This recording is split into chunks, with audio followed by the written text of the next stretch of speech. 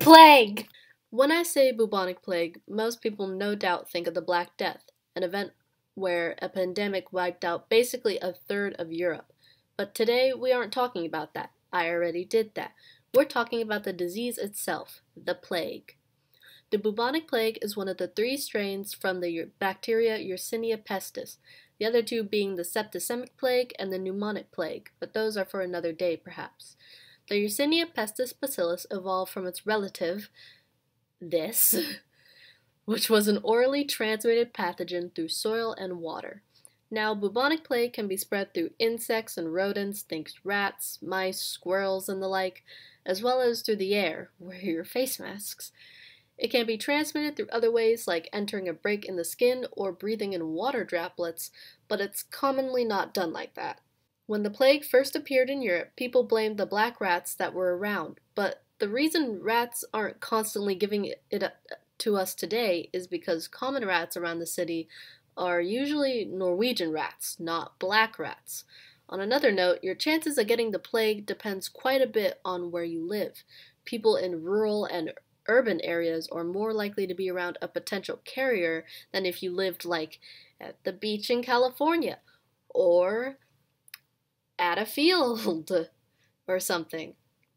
When someone contracts the plague, flu-like symptoms can occur like chills, sweating, coughs, weakness, but then triple those flu symptoms and other things can happen, like high fever, pain and swelling, especially if you got the plague from a bite, heavy breathing, actual seizures, and vomiting blood, as well as skin literally decaying off of your body. Ouch! A staple, I guess, of these symptoms, however, is a bubo growing on the body, which is an inflamed, swollen lymph node that just looks very uncomfortable and painful, and might be. Let's also note that, if not treated properly, it can spread from the lymphatic system to other areas of the body and become life-threatening. Now, however, with modern medicine and a century worth of knowledge about it, it's not likely a whole continent, let alone a country, will die from it in a week or two.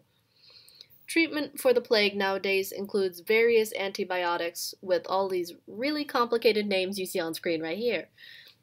A doctor would give this to you yourself even if you don't have it but someone around you does. When treated properly and early enough, the plague has a 10 to 15% mortality rate, which is so much better than the previous 50 to 60% rate.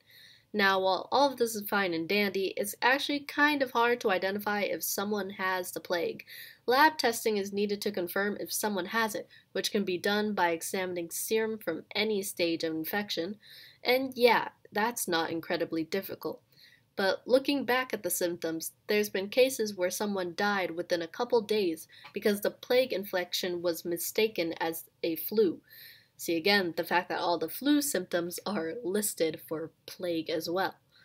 This usually is only an issue, however, where plague is something to look out for. Back to actual treatment. When the Black Death happened back in Europe, they attempted to treat patients. Doesn't mean they were successful, really, but they tried. It was old Europe. We give them a break.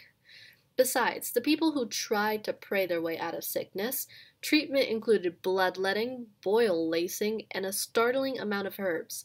Doctors would wear a mask designed to hold a bunch of herbs in front of their face, and if you didn't already know this was a plague doctor, pictures right here, drawn by me, they had a whole belief that smelling good scents would overpower bad scents, which is not quite the case. Thank everything for modern medicine nowadays. Overall, I'm very happy we aren't dealing with two pandemics right now. One's enough. And also, overall, we've gotten to a point where most people don't have this plague as a recurring problem in their societies.